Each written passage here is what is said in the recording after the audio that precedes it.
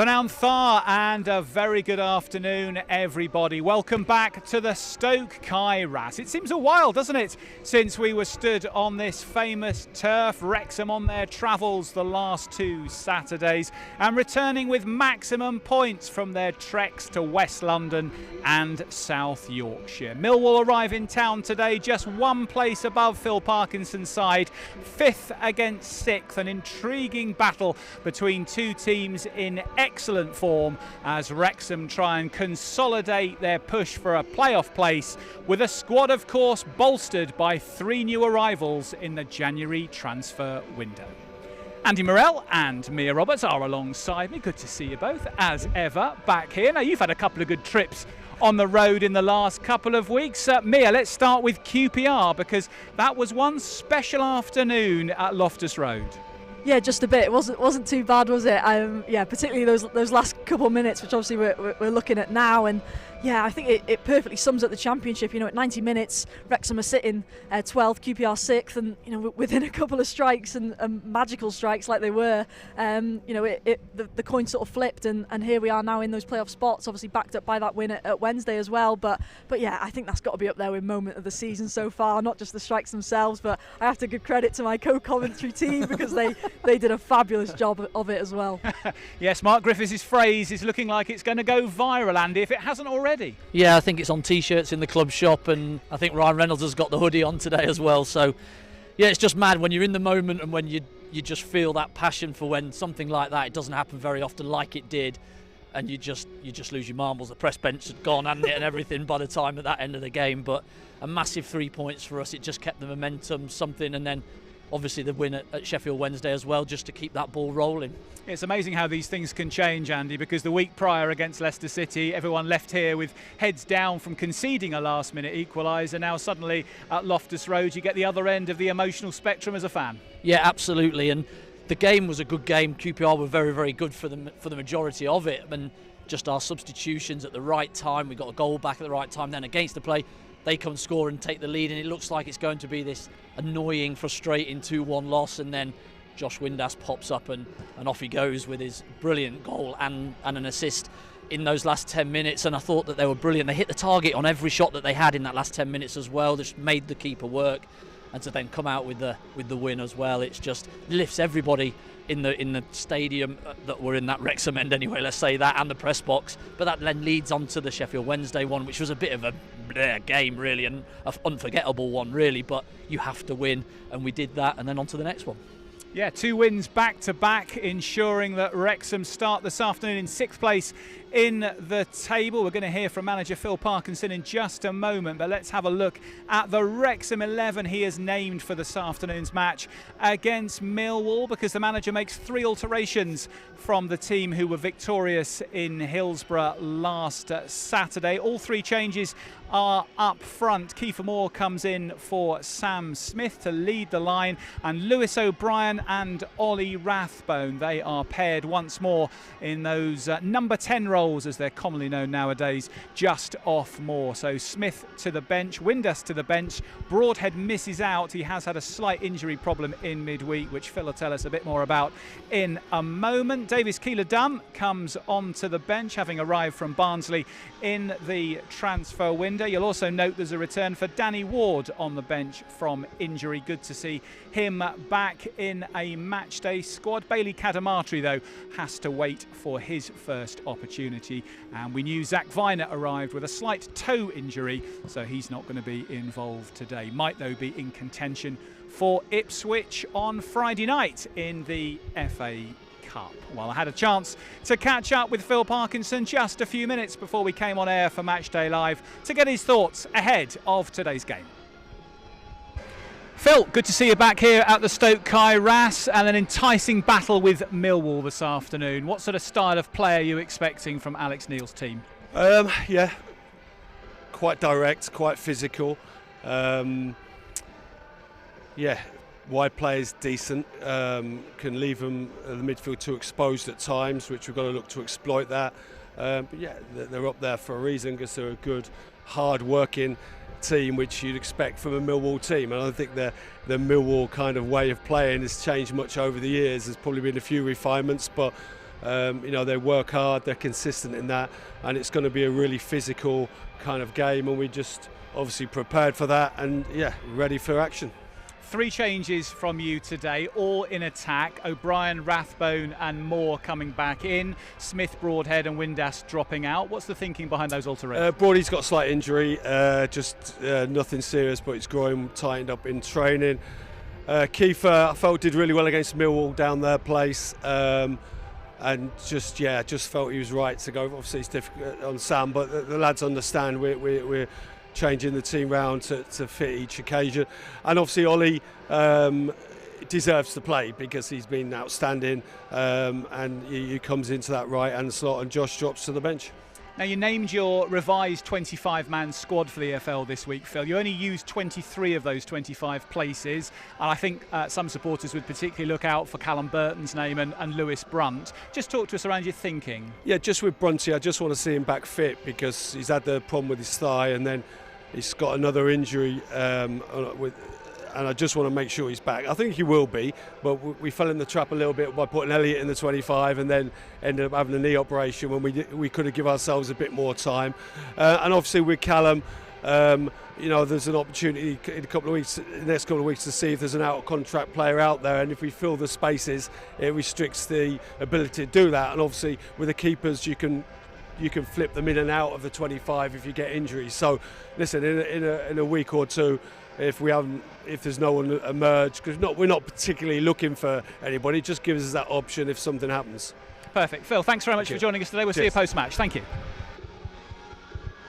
Phil Parkinson giving me his thoughts ahead of today's match against Millwall. Mia, I think it's one of those moments, isn't it, in the mid-year calendar for players and supporters to keep an eye on who makes the 25 for the second half of the EFL season. And Phil clarifying there why he's elected at this stage not to use place 24 and 25. Yeah, and I think it's the smart thing to do. You don't want to almost waste the space, and I mean that with no disrespect to those players, but it's protecting them as well, and looking after them if, like he says about Burton potentially, getting another opportunity, which I think is good to hear, isn't it? And looking at the squad we've got now, just how strong it is, it's pretty remarkable. I mean, I was looking at the squad that faced Millwall in the reverse fixture, and I think there's about 6 players in that side, excuse me, that are no longer at the club, and that was only in September. So it goes to show just how quickly those sorts of things can change, and just at the improvements that this squad has made over the past few months. Andy, looking at the team selected today, a return for those pairing at number 10 of O'Brien and Rathbone, who seem to come as a pair now, and it tends to be Broadhead and Windass or O'Brien and Rathbone. What's your thinking behind that change? I just think he likes to freshen it up. I think Ollie's been chomping at the bit. He's been brilliant when he's come back into the team, and so probably a bit harsh that he wasn't playing last weekend off the back of him scoring at QPR, but that's what this squad is. It's just full of quality. He's got a plethora of talent at his disposal, and I think he's just picking and choosing against the opposition that he thinks. He obviously sees this as a bit of a dogged one. It's going to be a tough one. They're hard working, Millwall, and so he's got the legs in there and the energy to go and attack them and maybe press right from the front and see if we can nick it high up. Well, we mentioned that this is a battle between two sides in the top 6. Let's have a reminder of the top half of the championship table, because Wrexham's recent run of 6 wins, 1 draw and just 1 defeat in their last 8 matches in the league has seen them surge to the edge of the playoffs. Starting this match in 6th place there, as you can see on screen, 47 points from their 30 games. A victory today against Millwall would mean the two sides swapped places in the table and would put further pressure on Hull and Ipswich above them. But Millwall, a team who've been up there all season in the upper echelons of the table, with a squad well versed at this level, Mia. Not necessarily a free scoring side, but certainly a tough one to break down. Yeah, absolutely that. They've been super solid at the back, and that's where they've been really strong. And I was interested to see if actually Patterson, the new goalkeeper signing, would come straight in today. But to be fair to him, he's stuck with Crocombe, who's, I think he's on about 8 clean sheets. I think just 1 ahead of Arthur Okonkwo, and that's where they have been so solid. And then they push forward on that then with the sort of technicians and these sort of special players, particularly out wide, like I think Phil touched on, that have that sort of magic moment within them that then they can stay in the game late and get something near the end of games. Well, a key matchup today is going to be on the right-hand side of the Wrexham attack. It's a Kabori against former Luton left wing back for Millwall, Alfie Doughty. So we're going to spotlight these two players now in our head-to-head. Kabori clearly back from his African Cup of Nations duty with Burkina Faso with plenty of energy. He's impressed on his return to the side back from injury. 14 matches so far for him this season. He's already managed to land 4 assists, and he'll be up against Alfie Doughty. He'll be trying to get past the Wrexham right wing back himself and add to that set of assists, both of them putting in a couple of tackles per every game, and Doughty having a little bit more success with his dribble. But Andy, Issa Kabore, a player that the Wrexham fans have had to be a little bit patient in seeing have another go at regular first team football, but one who, when he gets a bit of space, is clearly a threat. Yeah, I think that's a brilliant head-to-head to look at, because I think both are brilliant fullbacks and both really attack-minded as well. They've got their defensive capabilities and they can do that job, but they do like to get forward, and you can see that in the assists that they've got already this year. It's a fascinating competition that will be down this right-hand side. We're watching here, Mia, some of Kabore's best assists of the season. What do you particularly see in his credentials that help him be successful in that right wing-back role? I think it's just his sort of attacking intent at times. He's just so, he's got that desire that he just wants to get forward. And I think, you talk about obviously the Wrexham fans here maybe not seeing enough of him so far, but I feel like they still already absolutely adore him. And that's saying something for a guy who's only played about 14 games this season. And, I think to make that sort of impact here isn't easy. So, it's quite obvious what he shows in his game week in, week out. And now for me, I said it to Andy before, it's all about now, can him and Kakache just stay in this team, stay fit, because I just think they're so important, obviously, for this system, those wing backs are, and I think they could be imperative in trying to keep Wrexham in those playoff spots. Yeah, I think he's important, Kabore, just because he goes back as well. He defends, he sprints back as fast as he goes forward. Sometimes you're already crazy to get up there and join in, but then not too eager on going back the other way as well. But he does both at similar speeds, and that's why he's such a good player. And that's one of the things, Andy, we spotted, wasn't it, quite early on for Wrexham, was that ability to go in reverse as quickly as to go in fifth gear forward. Yeah, and the transition, if he loses the ball, he's straight in the first one to try and get it back.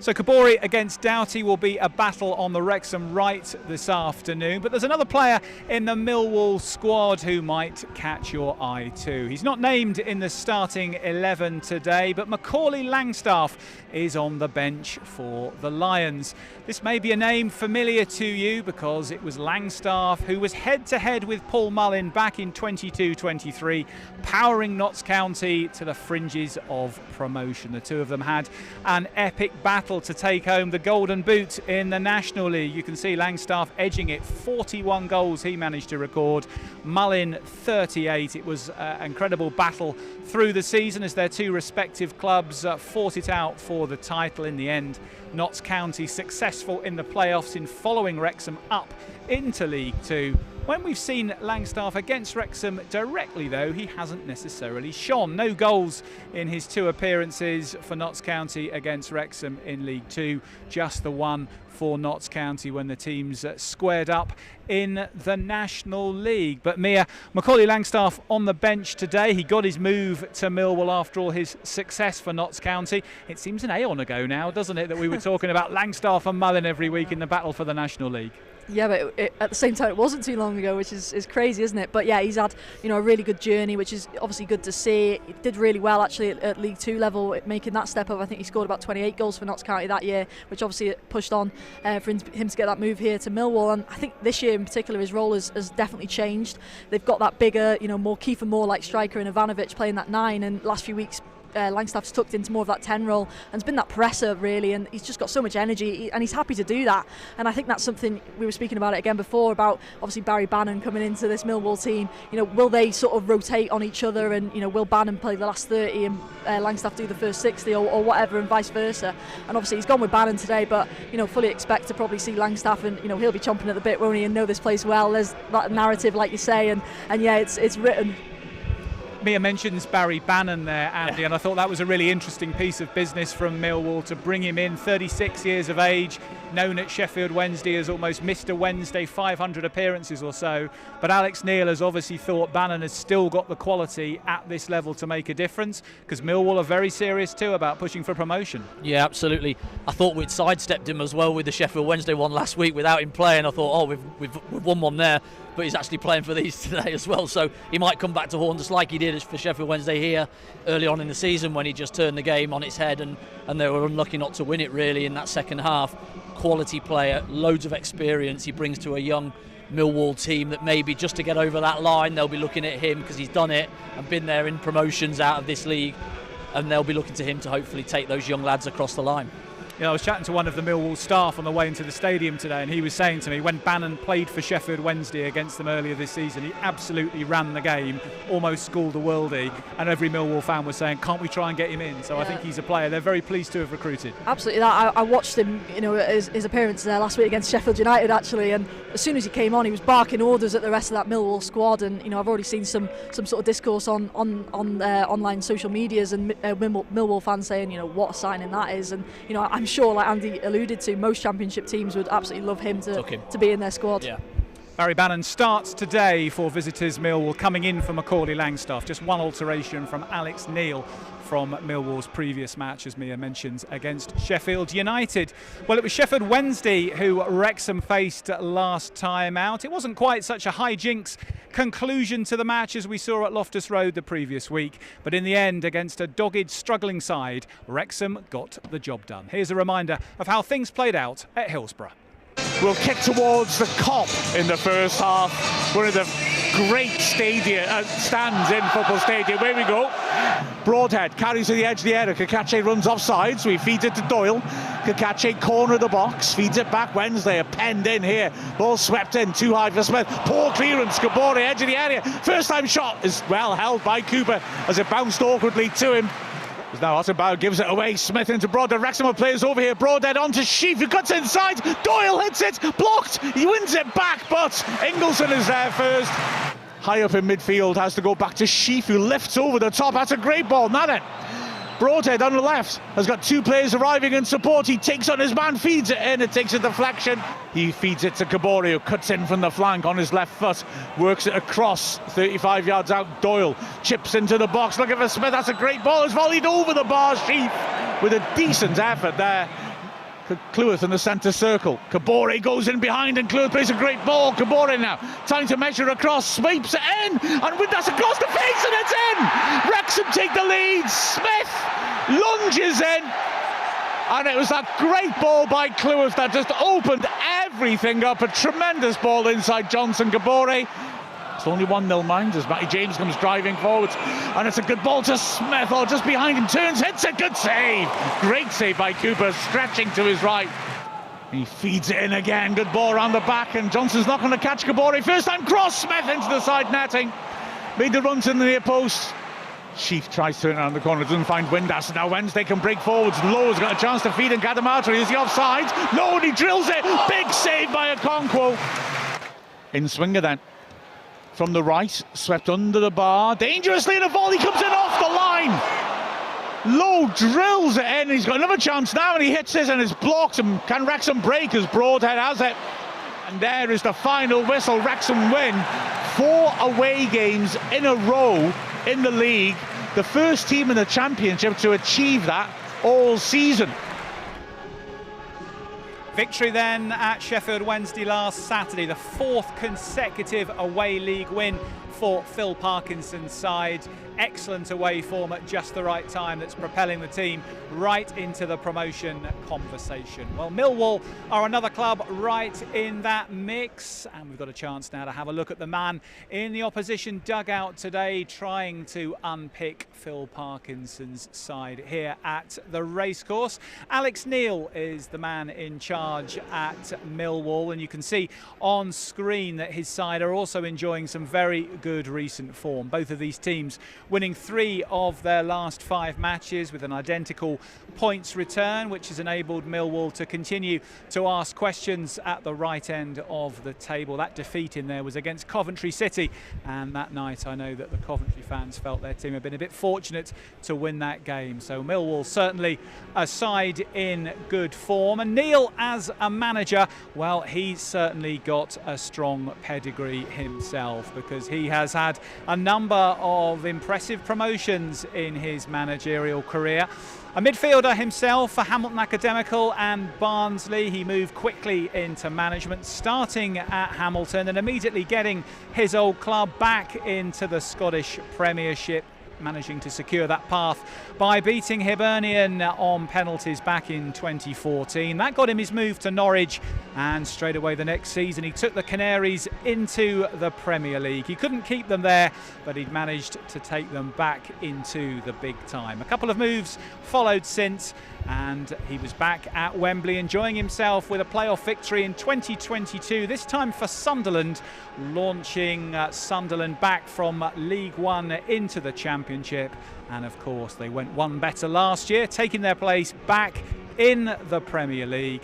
But Neil, the man who got them moving when he was in charge in their League One days. Andy, Alex Neil, a manager with experience and with pedigree, particularly in this division. Yeah, real quality, very steady state, doesn't get too high and low, has his standards.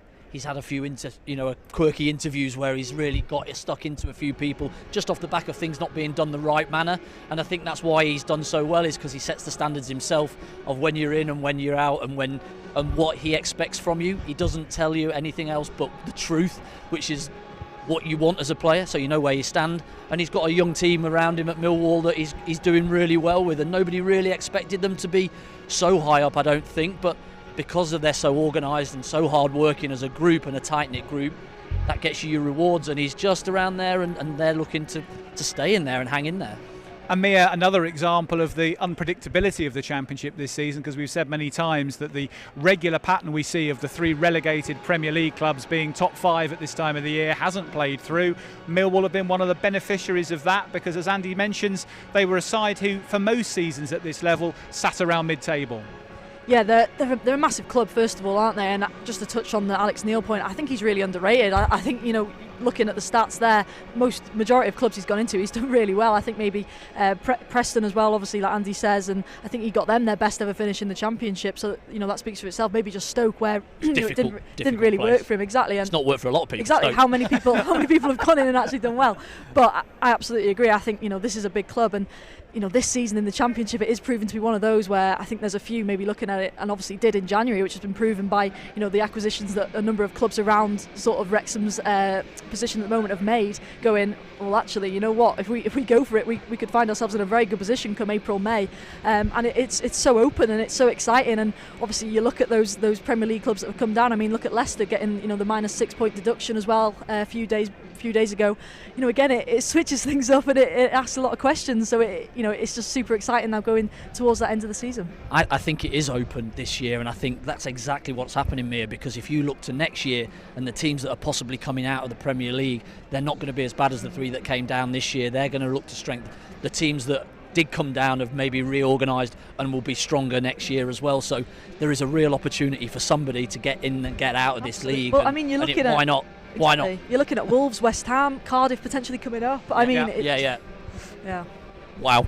Next year could be serious. Let's worry about that later. Is this the moment? We shall see. We shall see. Well, the last few days clearly here at the Stoke Kairas, phones have been ringing off the hook and doors have been revolving at high speed. As the transfer window drew to a close, there's been plenty of business being conducted by Phil Parkinson. So let's have a bit of a reminder of who's come and who's gone, at least for now, out of the racecourse door. So if we start with the incoming, Zach Viner in from Bristol City, Davis Keeler-Dunn up from Barnsley in League One, and Bailey Cadamarteri, who played for Sheffield Wednesday last Saturday against Wrexham, had then signed for the club and started training in red before the end of the same week. We'll have a look at those 3 players in detail in just a moment. In terms of the outgoings, well, 3 permanent transfers. Farewells to James McLean, who we had covered on this show last time out. out as he returns to Derry City. Jake Bickerstaff, who made his move to Cheltenham Town permanent, and Jacob Mendy, who did the same at Peterborough United. Many thanks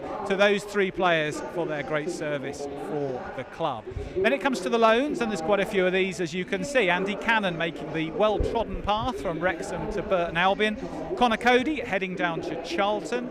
Elliot Lee across to Yorkshire to Doncaster Rovers, and already impressing with a very strong hour's worth on his debut. Paul Mullin also heading to Yorkshire to join Bradford City on loan.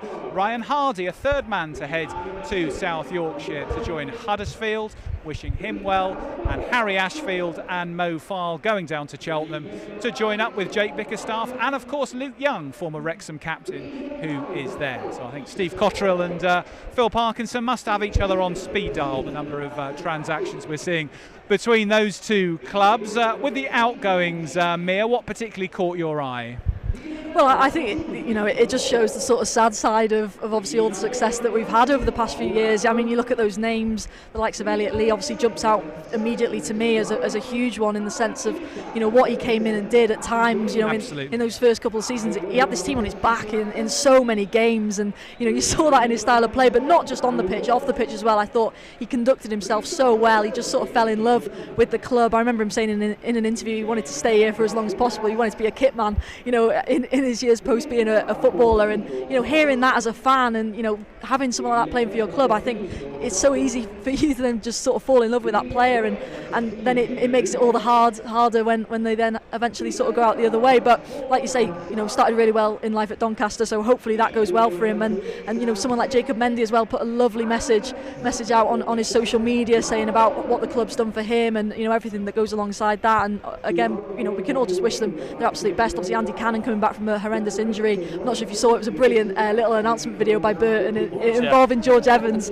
Absolutely top content that was. But again, they're all just top human beings as well as top footballers, so we just wish them the absolute best, and obviously thank them for all that they did here at Wrexham. Well said. I think the window's been really good for Wrexham because of those ones. They've been able to get those lads out and playing football.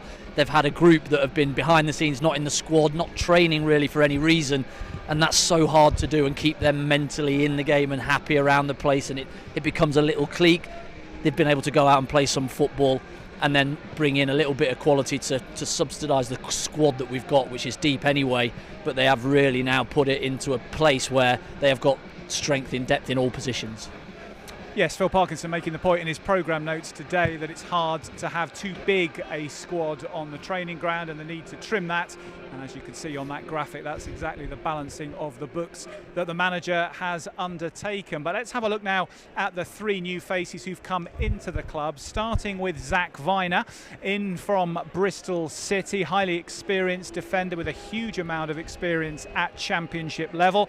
Someone who can play centre-back or right-back. He's also played in midfield for the Robins this season at the age of 28 in his prime. He's not available today due to a toe problem, which we're told is not serious, and he might be in contention for next week. But Andy, certainly on a pedigree, Zach Viner looking like he's really an improvement to the options at centre-back, or potentially in other positions too. Yeah, he plays a couple of positions which will help him, just a bit more utility, but he's got that pace, that athleticism that he's had. He's played 27 games already this year. He's played over 200 in the past 5.5 years, so they play games. They don't often get long-term injuries, touch wood. Him, and if we look at Keeler Dunn in a second, exactly the same, played over 200 games in the past 5 years. So they play a lot of games, so they're reliable. They know that if you're called upon, they'll be there waiting for you. But he adds a little bit different, bit of experience in there to that back line, and he'll be a great signing to just push Max on a little bit, and the others ahead of him as well, because he's probably a different profile in that sitting centre mid, big athletic one, a bit of more of a destroyer than the footballers we've got in there at the moment. So he adds a little bit of something different too.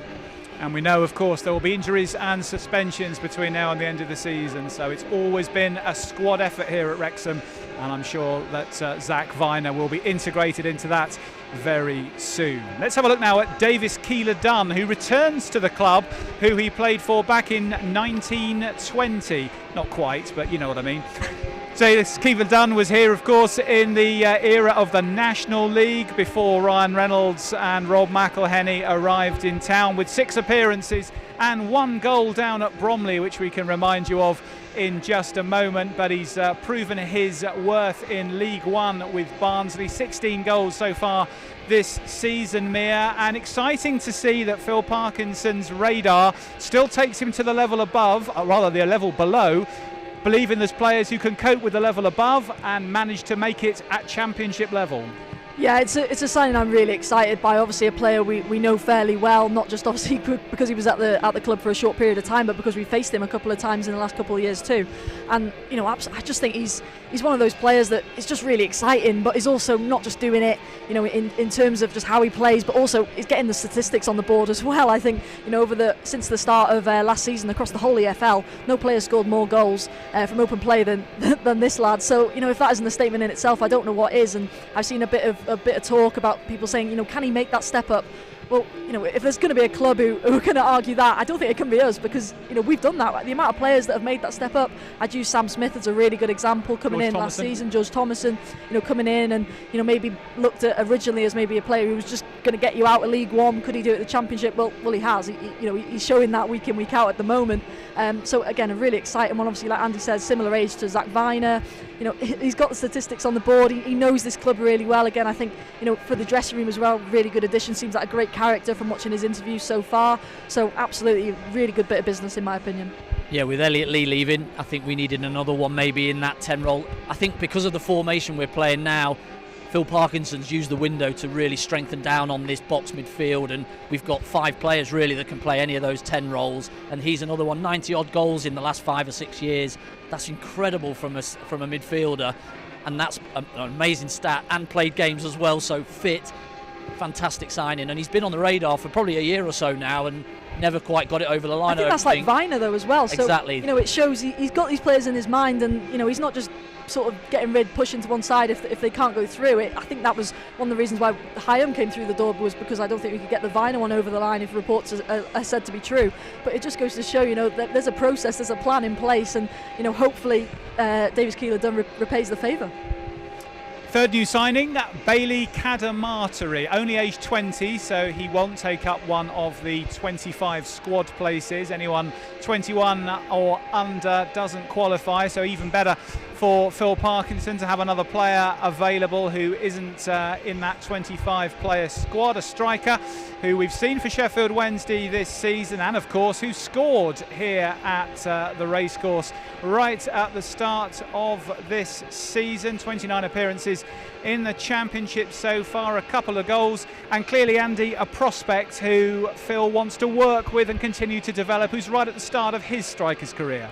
Yeah, huge potential. Brilliant for him to come into a club that's got a Kiefer Moore, a Sam Smith, a Jay Rodriguez around it, that he can look at and learn of how to be around the place, how to be off the pitch, on the pitch as well.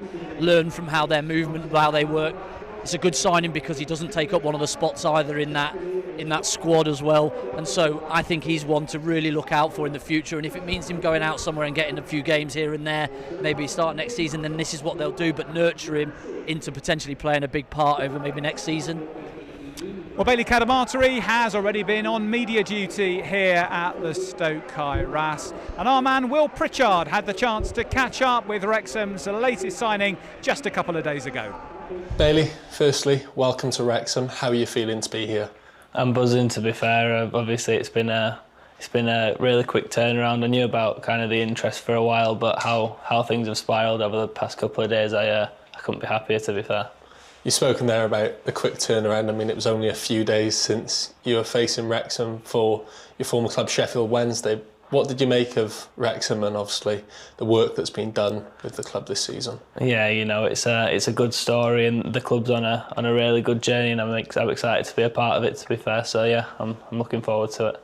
For you, your name's been mentioned as an up-and-coming prospect within the EFL for the last couple of seasons now. Was the club's ambition something that really drew you to what was going on at Wrexham, and almost, in a way, falls with your own values, wanting to improve yourself as well? Yeah, no, definitely. I looked into the size of the club. Obviously, it's a huge club, and to jump from one club to another, I had to be 100%, and I've never been more certain.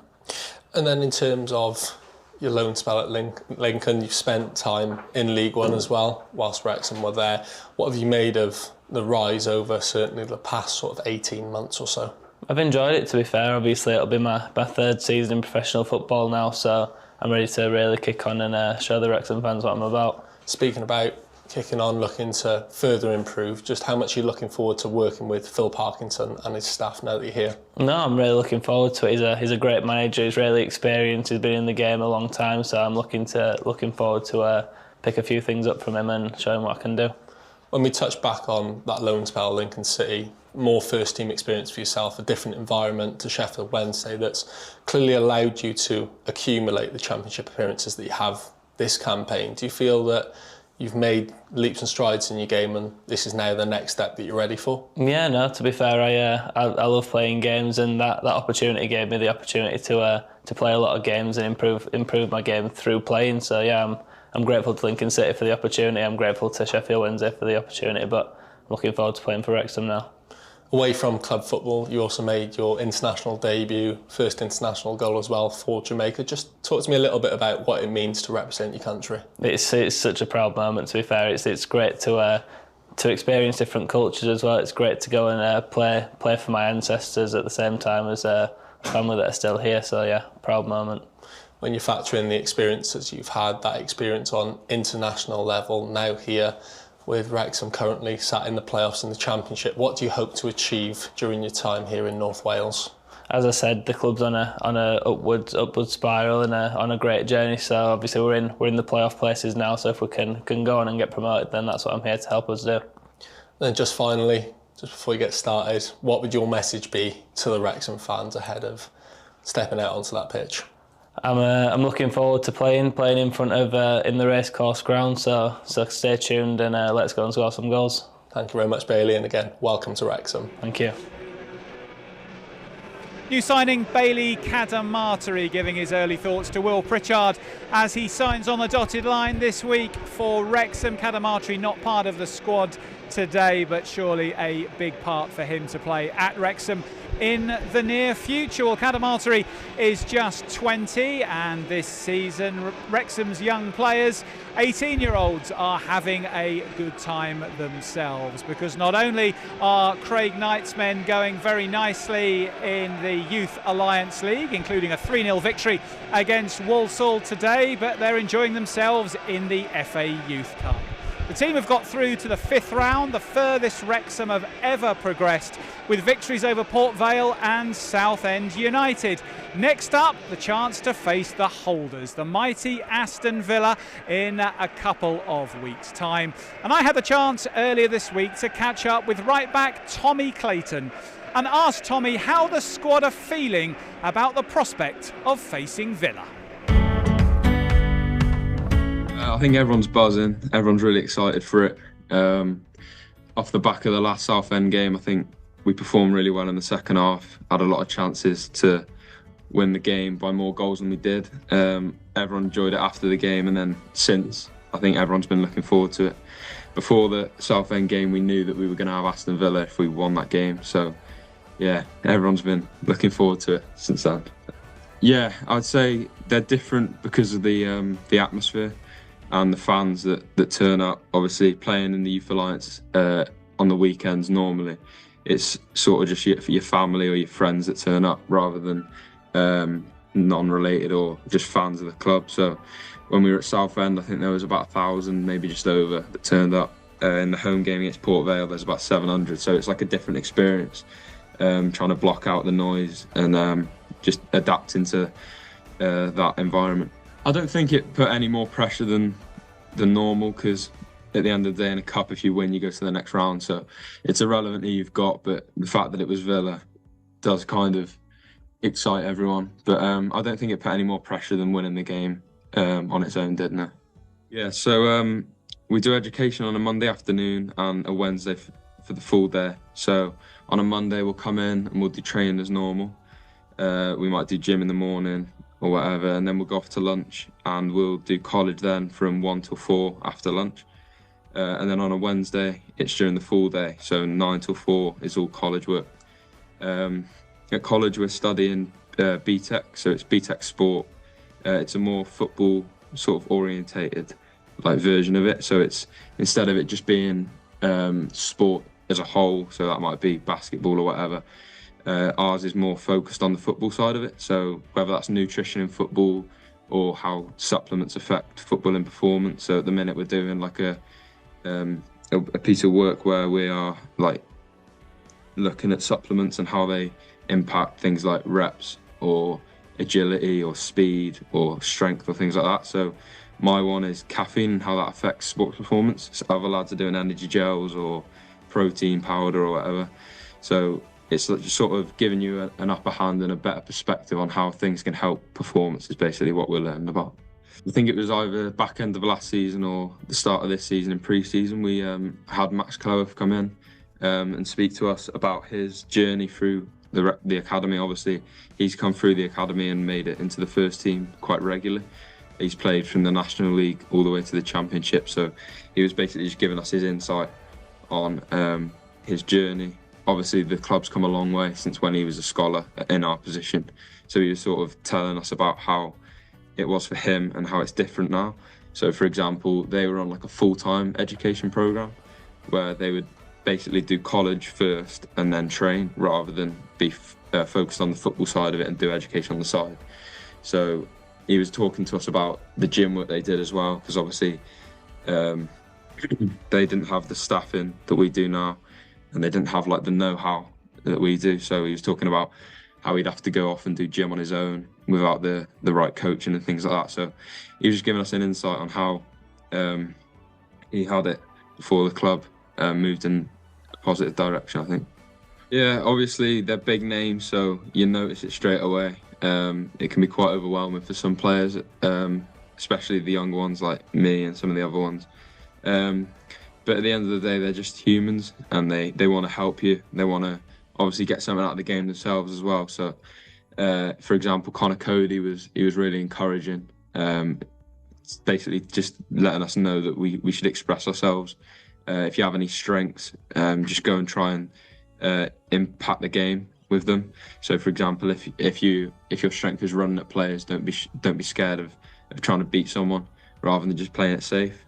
And he was sort of telling us, like enforcing us, that if you give the ball away, it's not a problem. Just get back, and then we'll deal with it from after that. So, no, they're all really supportive, and obviously it's good to be able to say that you've played with some really good players. So I enjoyed it. Obviously, you want to go to the highest level you can that you can achieve, but I think it's important just to sort of look at the short-term goals rather than what you want to achieve by the age of 30, because football's quite unpredictable in terms of like you could have a big injury, or you could be out of favour with a manager or things like that. So just looking at the nearest things you want to achieve and then just letting it work itself out, basically. So whether that's getting the next contract or trying to get out on loan and play men's football or whatever it is, like just trying to achieve the things that are closer to you rather than looking at the long term. I think for now, we've obviously got a few more games in the Youth Alliance League that we're focusing on. So I think Nighty and Dan make it clear that you should never look at games that are past games that you've got. So, for example, we've got Walsall on Saturday, so we shouldn't be looking at Villa now. We should be looking at Walsall.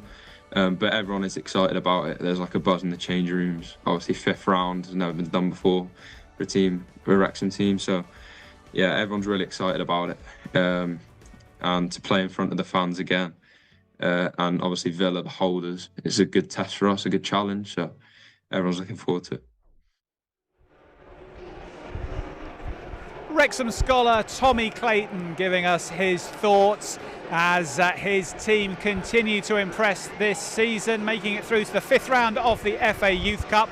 That match will be played on the same night that the first team play Portsmouth here at the Stoke Kairas, a 7 o'clock kickoff at Hensford Town's ground. So we will be able to keep you across how they get on in that huge opportunity against Aston Villa in round 5 of the FA Youth Cup. Andy, we were on air the night that they were facing Southend United, and we said what a great opportunity it was going to be for them to head down there. They got the win. I guess the challenge now for these players will be just to really think through how they prepare and deal with the occasion against the current FA Youth Cup holders.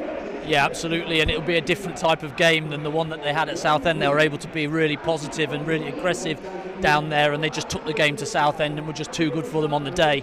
This might be a little bit different. They might have to work out a little different tactics, may sit in a little bit and break on this, but all this is new to them. All this is they're learning, if you like, and I'm sure that Craig Knight has watched them plenty of times and will understand and put them out there. But what a platform it is, this FA Youth Cup, for these lads to get out and make a little bit of a name for themselves, as the FA Cup is for these non-league teams. Exactly the same. Go out and make a bit of a name for yourself. You know, they're on this. What a platform that is for the lad to get on and just speak about this. He would never have that opportunity to do that. So good, I'm made up for them. They've done brilliantly so far. They've just got to get out there and go and enjoy the occasion. We wish them all the very best with that one. This match today, of course, kicks off at 3:01 local time. This is as part of a national EFL initiative in partnership with the British Heart Foundation called Every Minute Matters, and it's all about raising awareness of fans learning the basics of CPR to be able to be helpful as first people on the scene in the case where a resuscitation is needed. There's more information about this on the EFL website. The mission is to get 500,000 fans trained up by February. There's already great progress towards that number, but of course much more that can be done. So a fantastic initiative, and if you are watching this and thinking, yeah, I think I could do that, go and have a look on the website, follow the links. You might be surprised at how straightforward it is to become competent, and you might just save a life. So please follow that initiative. Every minute matters, and that is why we're kicking off at 3:01 today. We are just a few moments from the players running out this afternoon.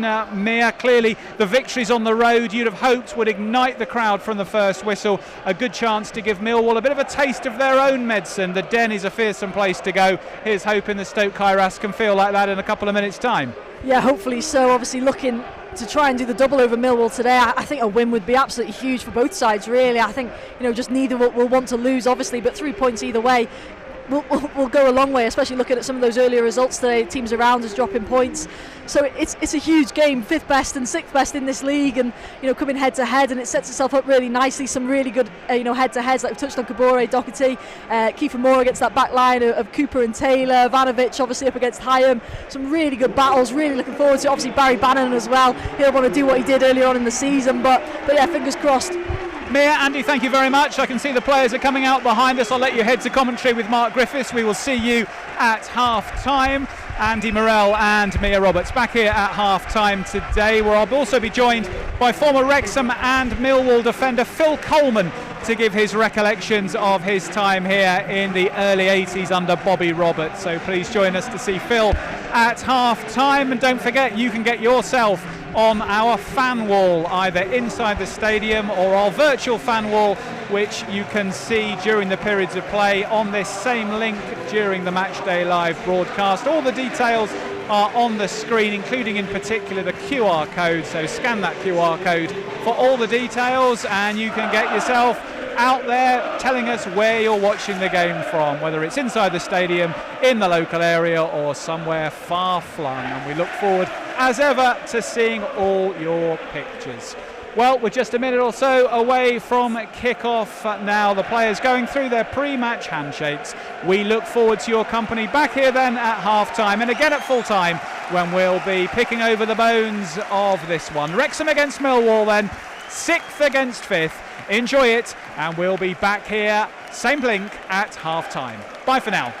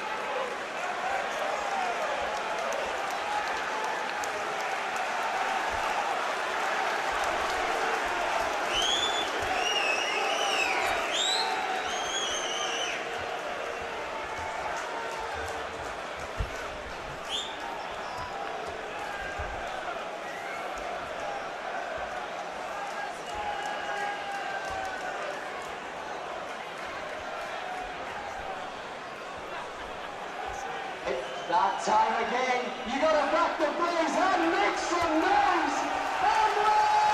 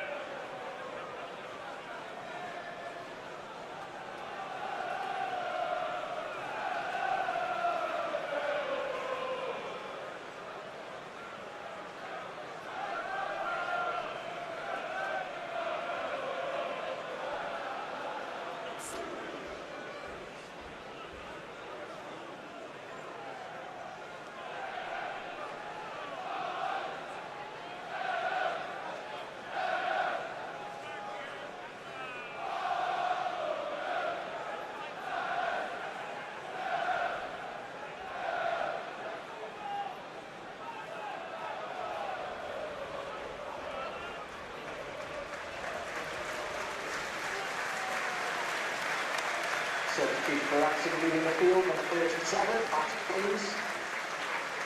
He's been replaced by number 15, George Dobson.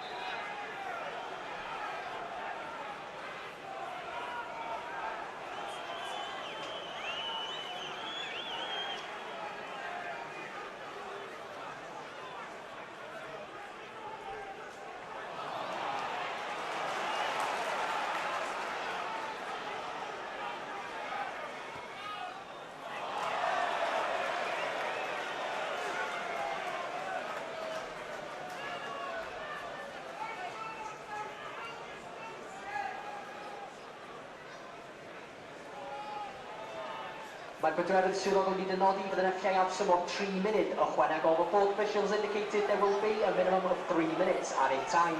That's 3 minutes.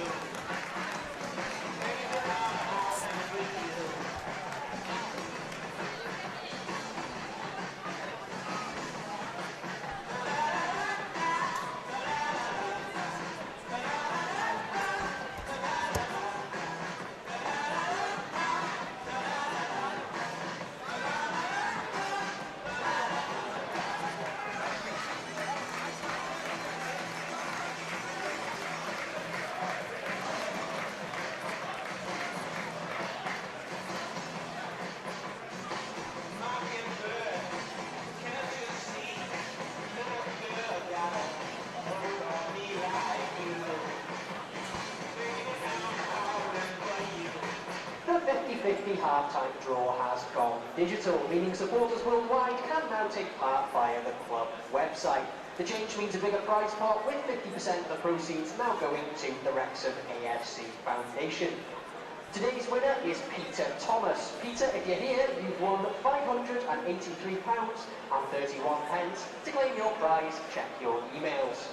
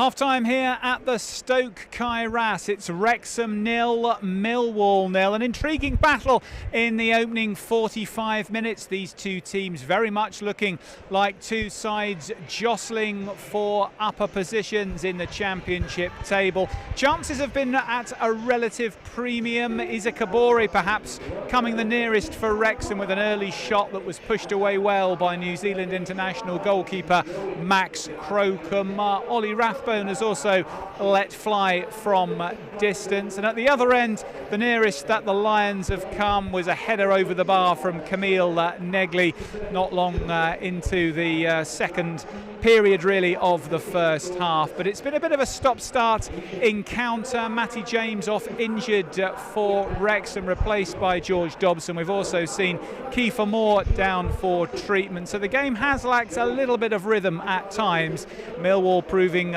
tough to break down. It's certainly been competitive. Half-time though, no goals. Wrexham 0, Millwall 0. Andy Morrell and Mia Roberts have been watching on, as has former Wrexham and Millwall centre-back of the 80s, Phil Coleman. Phil, fantastic to see you join us on Matchday Live. We're going to have a little chat about your time at both of these clubs in a while, but before we get to that, what were your reflections on that first half? I think you summed it up. It's been a nip and tuck game. Wrexham were on the front foot for about the first 15 minutes. Millwall, as I know from watching them regularly, they know how to defend. They know how to park the bus on the edge of the area. They deny the cross, and they're very good at picking up the headers and the knockdowns in and around the area. They've been well coached, well drilled in that defensive. I mean, I've watched them 77% possession to the opposition, and they come out of a 1-0 win, and that was a Negley header. That could quite easy, a downward header, and it shoots off the turf, and that's a goal.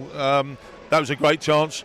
Yes, Wrexham have had probably more possession, created a couple of chances, but Millwall, that's typical Millwall. They will defend really well, and if Aziz doesn't get a cross in, they will counter you. But it's a close game.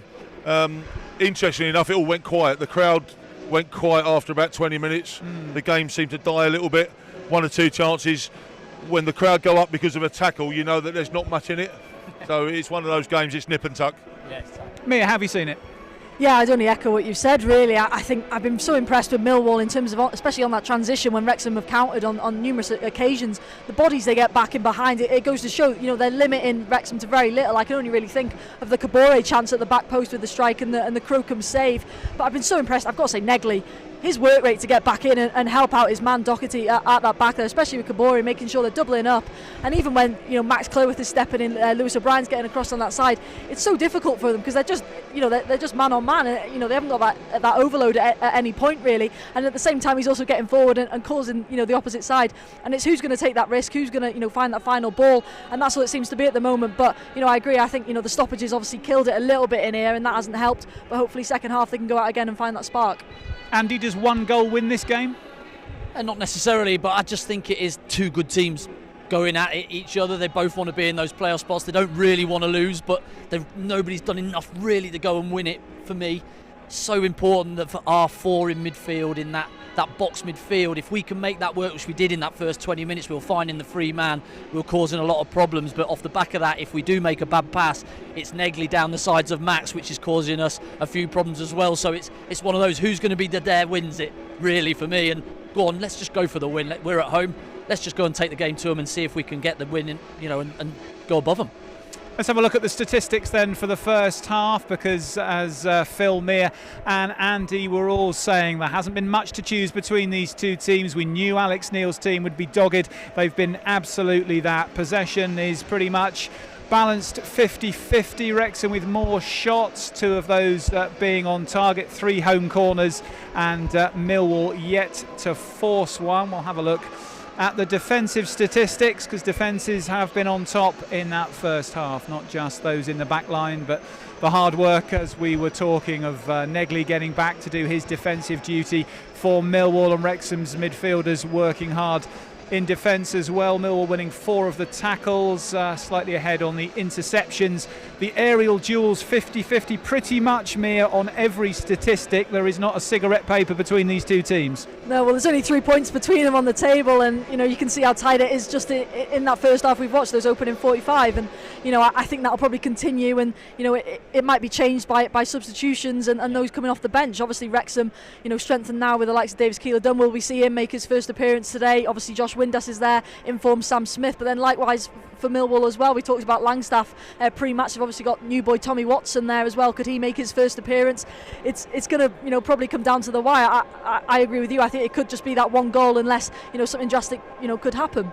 Mia, Andy, we'll let you take a break for now. Thank you very much for joining us. We'll see you again at full time. Mia Roberts and Andy Morell returning to the iFollow coverage, available at www.wrexhamafc.co.uk/live if you haven't got your pass for the second half. Wrexham 0, Millwall 0 here. And Phil, a man who represented both of these clubs alongside, because you started out in the youth team at Millwall, Phil, didn't you, and had a couple of spells at the club. And you played for Millwall at the Old Den, which was a fearsome place. And I think I've chatted to you before about this, and you've said it was a fearsome place even if you were playing for Millwall. Was that right? Yeah, I joined the club as a 15-year-old schoolboy. Then I signed apprentice. I then signed pro, and I made my debut in a 2-1 win against West Ham, which is, for a Millwall fan and player, is the old enemy. Right up there. And that's amazing. Won the FA Youth Cup a few days after that as well. And it's hostile, the Old Den. The new Den is not so, but there's a great atmosphere at the new Den. It's really noisy, but the Old Den was hostile, even to myself as a player. And there were games when you're 1-0 down after 10 minutes and they're throwing coins and spitting at you.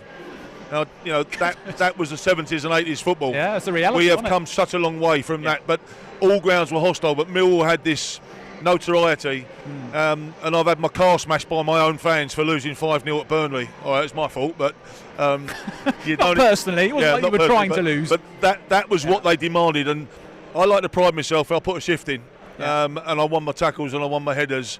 But they demanded, and there's 1,300 fans here today, and they are demanding. They're quiet, but they are demanding fans, and rightly so. They pay money, but the culture there is if you put a shift in and you work hard.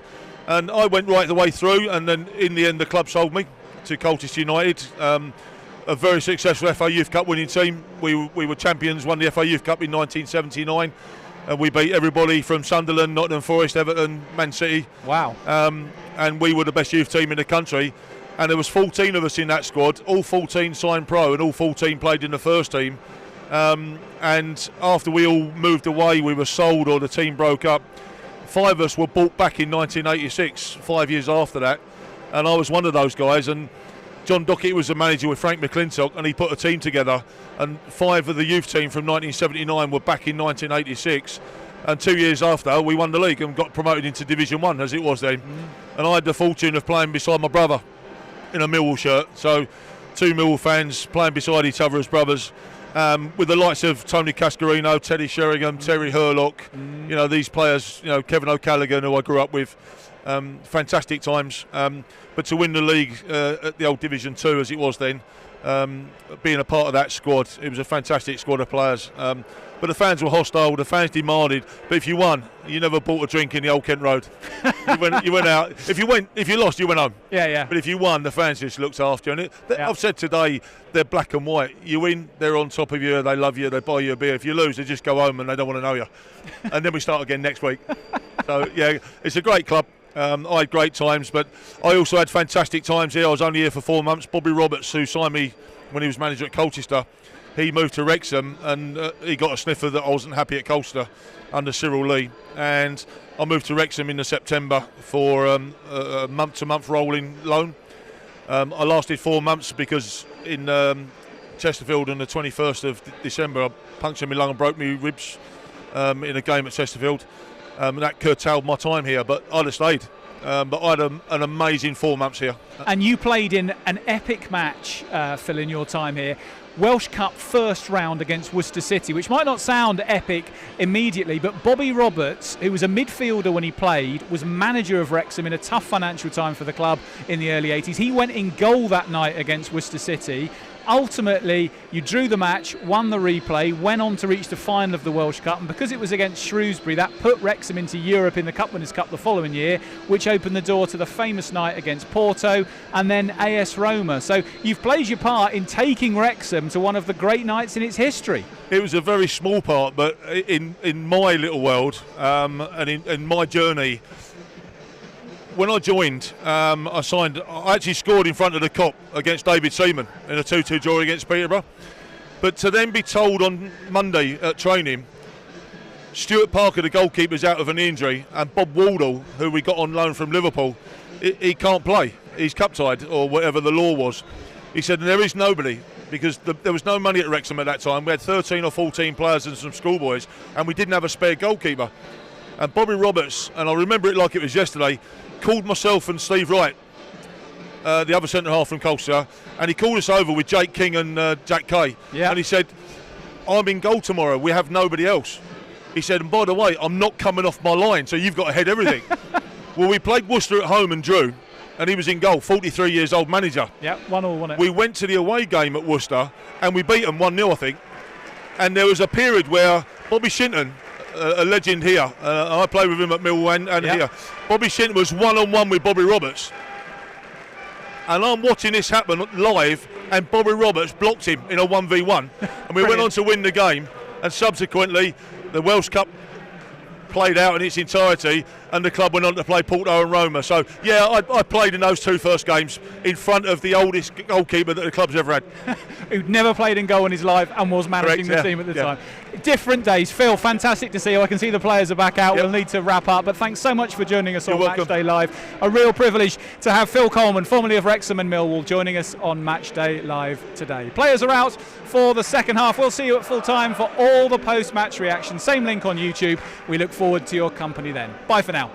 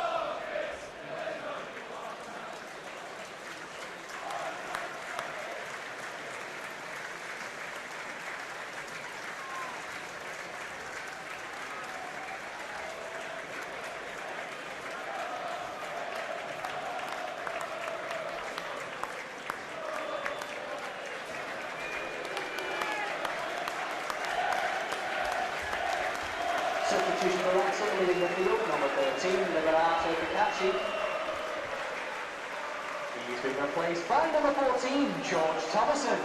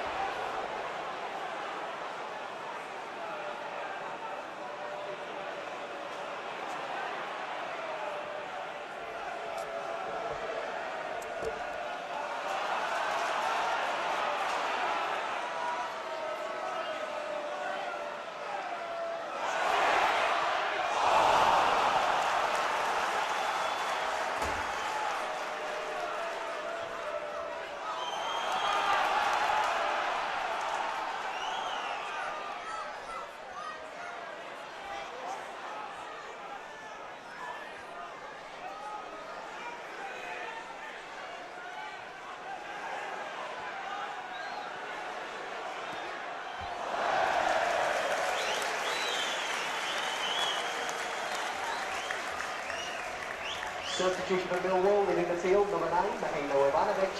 He's been replaced by number 19, Josh Coleman.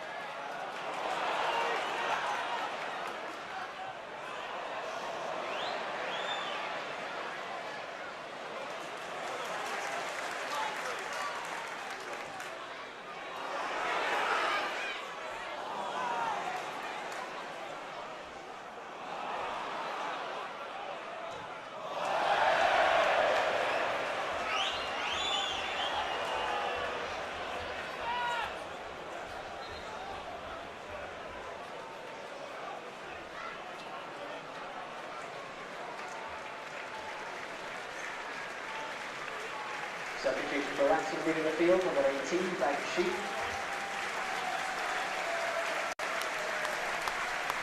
And leaving the field, number 20, Ollie Rathbone, who's been replaced by number 7, Davis Keeper Gunn.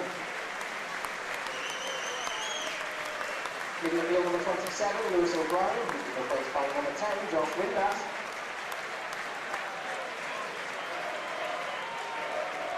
And also on the field, number 28, Sam Smith.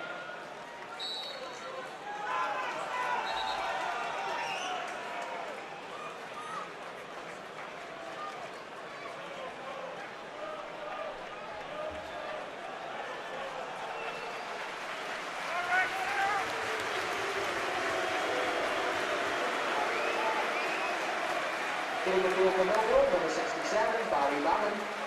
He's been replaced by number 22, Tom Watson.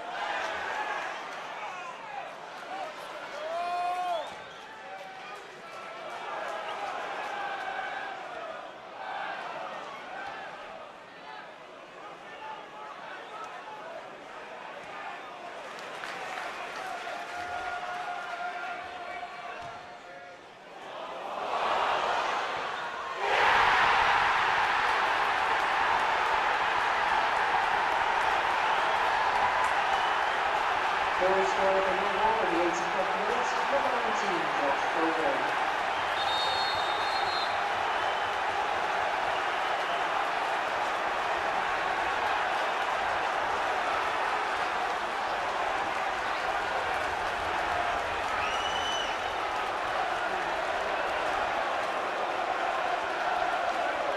Substitution for Millwall in the midfield, number 14, iFollow. He's been replaced by number 3, Sam Sturridge. Also in the midfield, number 24, Cadamarteri. He's been replaced by number 49, Derek Zuzzako. And in the midfield, number 11, Benny Aziz. He's been replaced by number 25, Luke Crundle.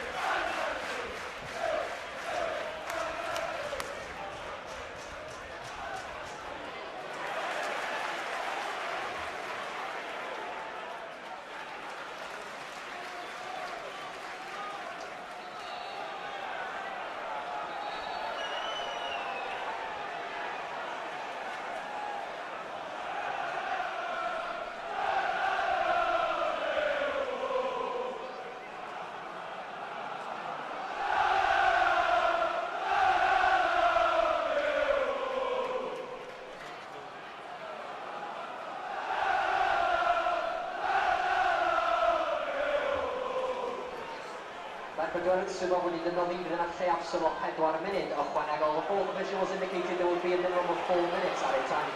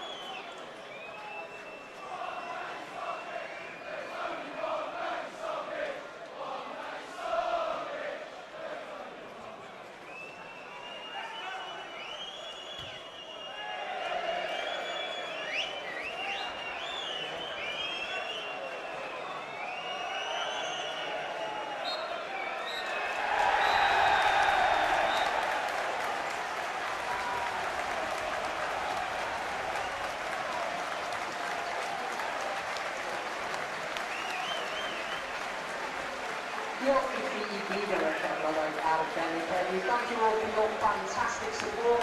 Toasting on all game, the official attendance, 10,663. Our grateful thanks to the 1,277 away fans. We do hope you had a safe journey home.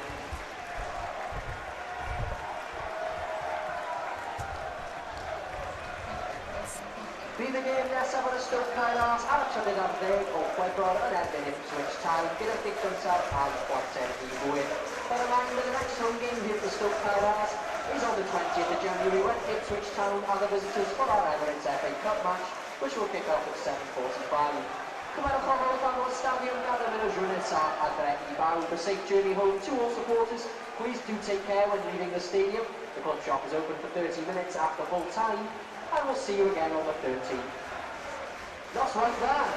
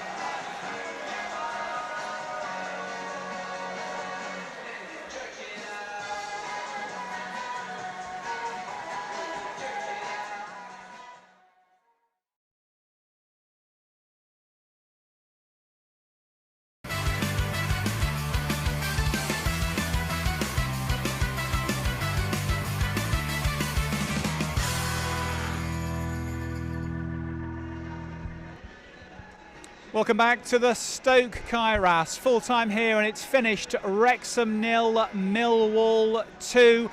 Not the day for Phil Parkinson's side as Millwall executed pretty much the perfect away performance to continue their excellent recent run and consolidate their place in the top 6. Wrexham created many more of the chances in the second half but couldn't take them, and an unfortunate Max Cleworth own goal in the 59th minute followed by Josh Coburn's strike 4 minutes from time, the difference between these two sides.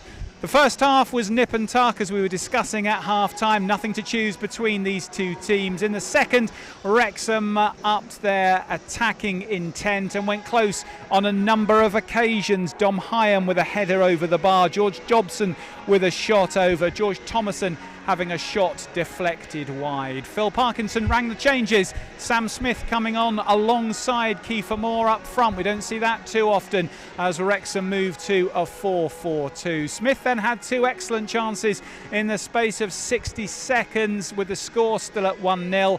He couldn't finish with his left foot when played in by Callum Doyle, and then when capitalising on a defensive error he ran clear, and this time on his right foot again couldn't get his shot on target. A couple of minutes after that, Coburn intervened and that was pretty much curtains. 2-0 in the 86th minute, and Wrexham had no time this afternoon to turn that round. Millwall come and avenge then the 2-0 defeat they suffered at home to Wrexham much earlier this season. A bit of a setback for Phil Parkinson's side, but their recent run of just one defeat in the last 8 games means they're still very much in the playoff conversation. But today they will have to lick their wounds, having not scored at home for the first time this season. Mia Roberts and Andy Morrell were on comms throughout. Andy, what did you make of it? A tight game. We said at half-time that it might be one goal. You said it might be one goal that was the difference, and that changed the game a little bit in their favour, really, with the own goal. It was going to be a mistake or a bit of unbelievable quality, and it wasn't really a mistake. by Max. It's just hit him. Ivanovic has made a great run across the front post, which has maybe just put him off slightly, and he just can't react to the ball that's missed him. And then we've had our chances. I don't think Wrexham have done a great deal wrong today. They just came up against an opponent that were really solid in defence and took the opportunity when they got it. Mia, we'll come to you in a sec. We're just going to bring Ben Tozer in as well. Come on in, Ben, lad. Good to see you. Thank you for guesting with us this afternoon on Matchday Live. Good to have you with us. I wouldn't come if we lost. No, I had to come. Yeah. We appreciate you coming. We'll come to you in just a second, Ben.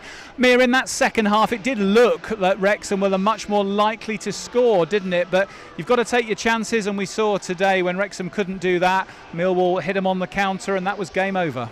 Yeah, 100%. I think it was just that sort of game, really, and that's only really going to suit Millwall when you look at their defensive record, how good they've been from those positions, especially when they get a goal ahead and they can sort of sit on that. And it had a lot of aspects that actually reminded me of the reverse fixture back in September at the Den.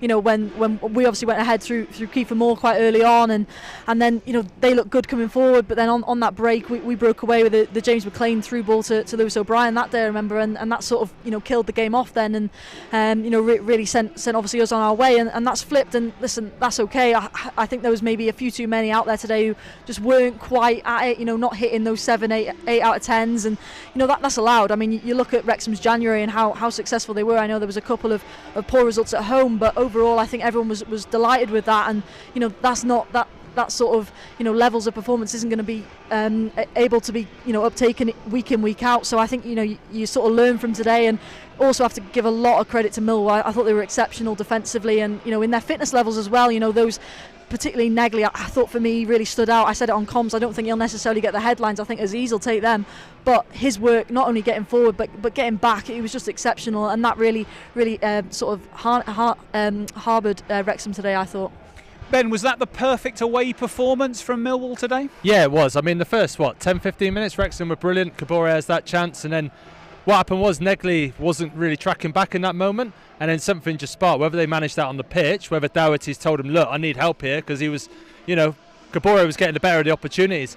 But then Negley started doing more work for the team. But I thought Mitchell in midfield was absolutely outstanding. He was the first one to identify. I think he started coming across, started doing all the good work out of possession. Then he looked an unbelievable player in possession. But yeah, as you say, perfect away performance from them. When you look at the chances, Ben, in the second half that Wrexham had, do you think there'll be people in that dressing room saying that was there to be taken at least as a draw today? Yeah, listen, it was a tough afternoon for Kiefer Moore. He's battered, isn't he? To post, didn't he? Land of the Giants. You'd have looked small up against I do when he comes in here. Yeah. But Sam Smith's come on. He took it down the chest and almost scored a Sam Smith trademark goal, hasn't he? And then he has the chance on his right foot, and you're thinking it's not quite the afternoon that they wanted. But for me, Lewis O'Brien, the start of the game, so good, so much energy, and then just faded away. And the same happened in the start of the second half. I just felt like he can affect the game so much and do so much good stuff, but he just went a little bit quiet in the moments where I was thinking, come on, we need someone to step up here, I think sorry Chris, I think as well the sort of stoppages and obviously the injuries have not helped Wrexham today. When you look at obviously Matty James going off early, then Kakache, that affects then obviously the amount of substitutions in terms of opportunities they've got to bring people off, so that sort of changes the strategy and what are they thinking there. And atmosphere as well, I think seeing another sort of Wrexham body go down, especially Kakache again, he looked really emotional. I really feel for him. I said it at the top of the show just how important Kabore and Kakache are going to be, and just keeping them fit and keeping them playing week in, week out. And again, it looks obviously we hope it's nothing serious, but he didn't look too happy himself, so that's again another worry, and like Ben touches on, affects the atmosphere as well. Yeah, he's had a real run, Andy, of injuries, hasn't he, Libby Kakache? He can't seem to get himself into a decent run in the side. Obviously, we'll try and get a little bit from Phil in a while on the early feedback on him. But when you look across the game today, do you think Matty James's early injury played a big part in terms of the form he's been in and the way in which Millwall's set up? Yeah, a little bit, and I don't think Dobson coming on has done anything wrong, do you know what I mean? But I just think that Sheaf and James, the way they play together as a pair in that pivot, is so important to the way that the front five can then go and express themselves the way that we attack. And when you take one of those out and put somebody else different in there, well, Dobson was one of our players of the season at Christmas, do you know what I mean? Let's not forget that. For sure. It's not different, it's just slightly different for the setup, and I think it certainly does just wobble you a little bit. And then Kakache, obviously, he's just so frustrating in it, bless him. You know, he's had no history with it either. He's played a lot of games up to now, so it just seems strange why it's happened but now. But hopefully, fingers crossed, not too bad.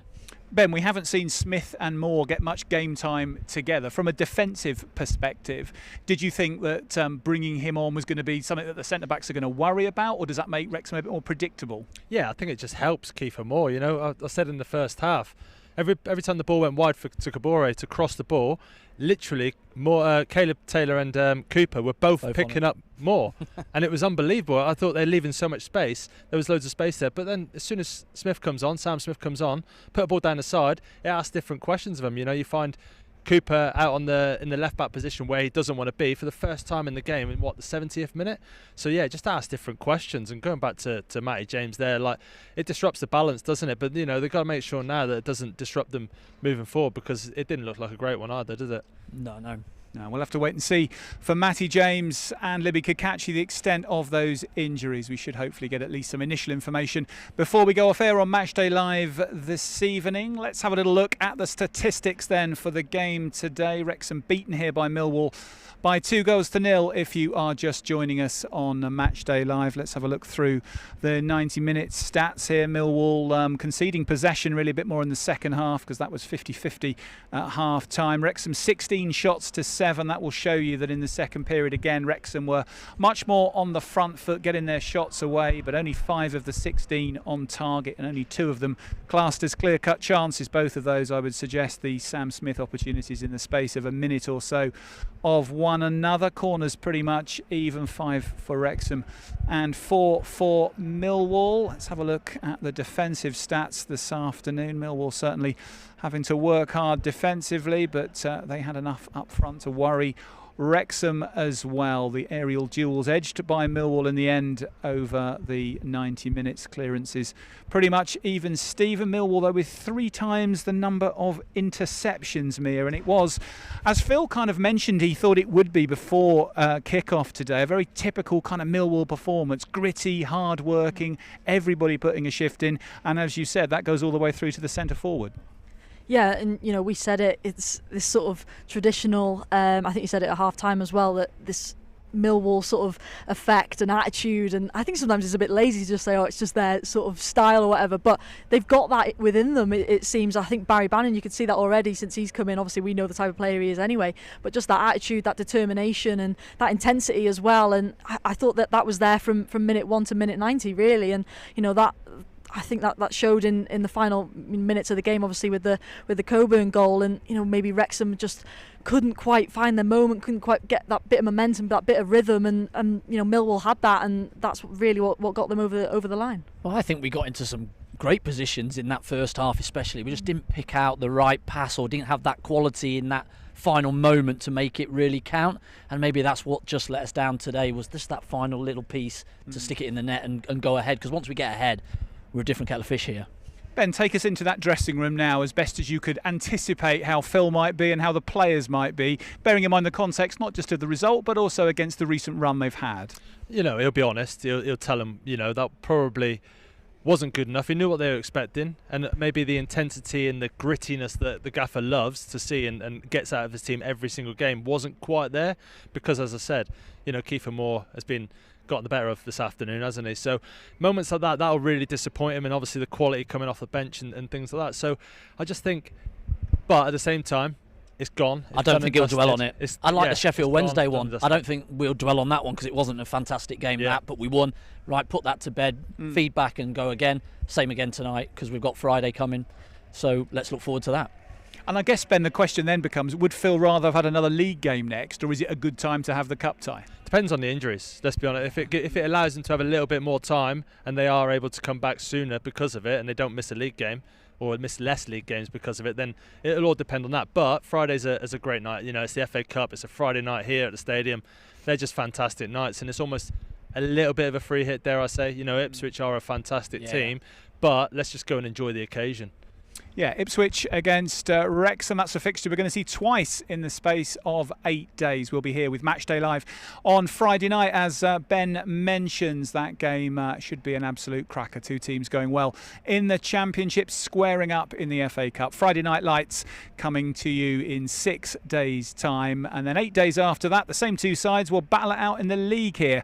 A quirk of the fixture computer. So Ipswich Town then coming back in a league fixture, sandwiched between the two. A trip to Bristol City for Wrexham on the 17th. That's a rearranged game. So a trip to Ashton Gate midweek splits the two fixtures against Ipswich. We hope to get some reaction from the Wrexham camp before we go off air on Matchday Live this evening. Thank you for joining us at the Stoke Kairos. It's not been a great afternoon if you're a Wrexham fan. Millwall winning this game by 2-0. An unfortunate Max Cleworth own goal just before the hour, and Josh Coban's very smart finish 5 minutes from time, putting the nails in the Wrexham coffin. But perhaps more of a concern than the defeat, the injuries to Matty James and Libby Kakachi. So we hope they are not too bad, and we'll try and bring you an update on them as soon as possible.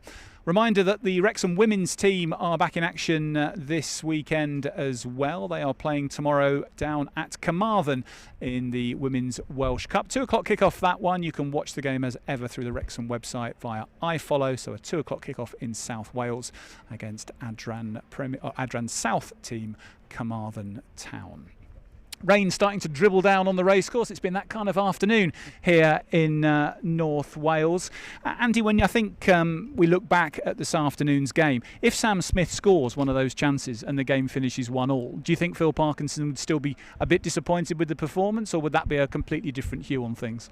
Well, I think from then on in the game it's slightly different. With the way like if Capore's chance in the first half goes in, it's a brilliant save by Crocombe. If that goes in, it's a different game for me, because Millwall have got to come out a little bit then, and then you might be able to find those passages behind them. I just think he'll look at it and go, yeah, we're maybe 90%, not 100 at full tilt all the game, which is unlike us at home. We've got to make sure that we are there for the rest of the season minimum, and we just go into the next one and look at it and go and do what we haven't done today. Ben? Yeah, I think the first 10-15 minutes is probably the only time where they are at full tilt. Yeah. You know, where they have the opportunity. Lewis O'Brien's making them runs down the side in between centre halves and fullbacks. Rathbone's finding pockets because Mitchell's pulled out into the fullback area then and stuff like that. So when they found them two in there with all their energy and their quality that they've got, and they were doing things with it, which obviously helps, you know, things were happening, weren't they? But I just feel like they seemed to nullify it really well and probably didn't come up with enough answers, really. Yeah. One of the things, Ben, that me, Andy and I have discussed many times on Matchday Live this season is the fact that it's so difficult to go on a sustained run in the Championship. You get a bit of momentum and you're never far away from a defeat, and then another team goes on a run and perhaps goes past you for a bit.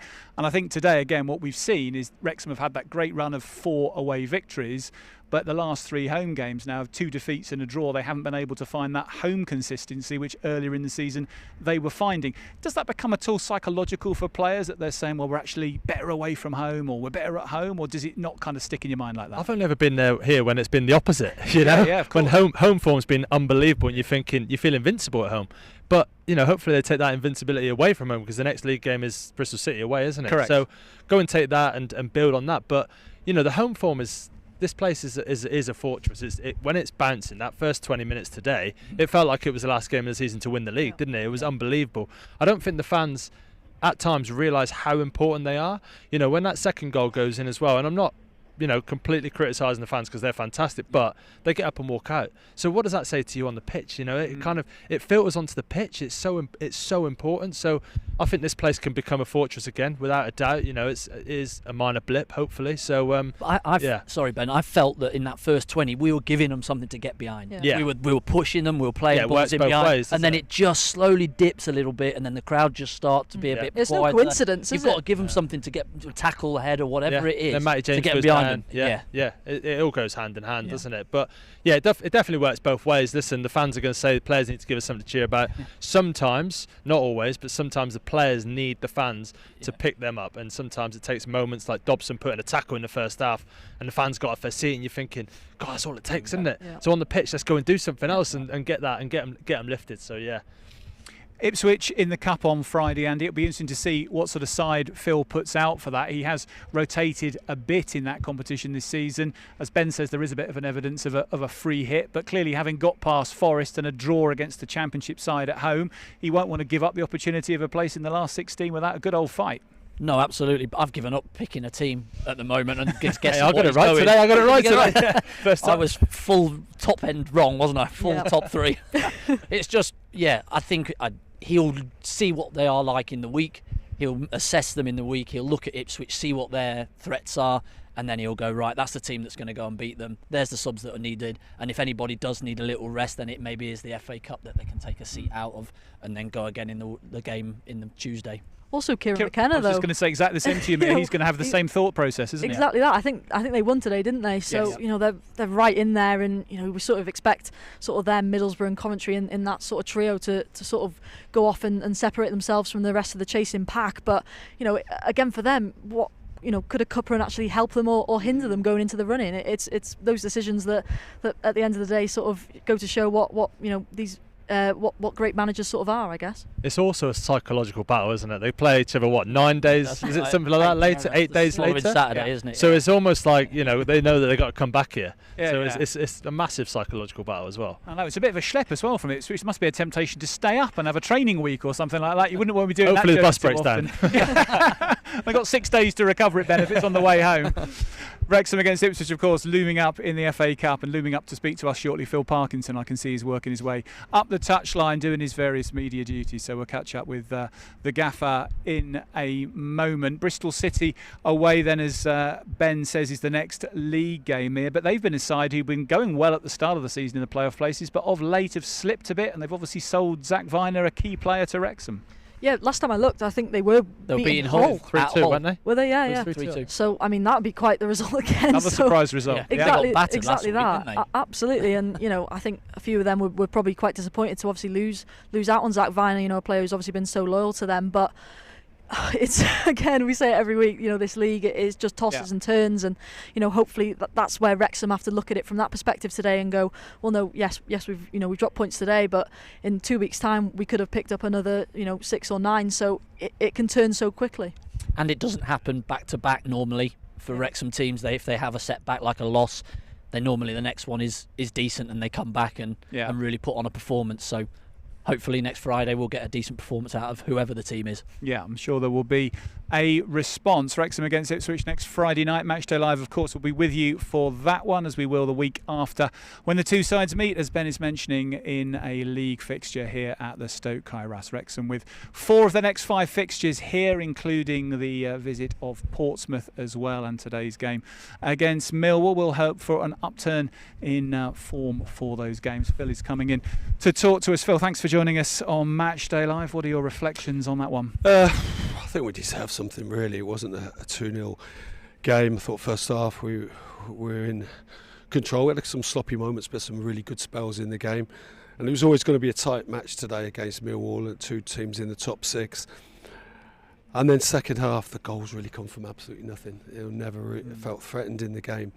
And we broke on this right-hand side and probably made the wrong pass selection, and next minute the ball's in the back of our net. And when you look at that, I don't think they've had a shot up to that point. And then we've opened the game up and gone to a diamond, and okay, we've probably opened it up, but we've had some couple of moments to have got back in it ourselves, and should have had a penalty prior to that when Tomos danced through and the lads practically saved it. And again, the second goal, the lads, it's a great finish from him, but also from our point of view, we could do better. So I thought a lot of the play was decent. Got a bit of disruption with Matty and Kakachi coming off. We'll have to assess them. But in a tight game, it was about moments, and they had them and we didn't. Just asking you about Matty and Libby Kakachi, Phil. I know it's early, but what's the early prognosis for you? Matty went in for a tackle, and he said straight away he felt he'd broke his toe. So Matty's a tough lad, and he basically was waved over to the bench. He had to come off.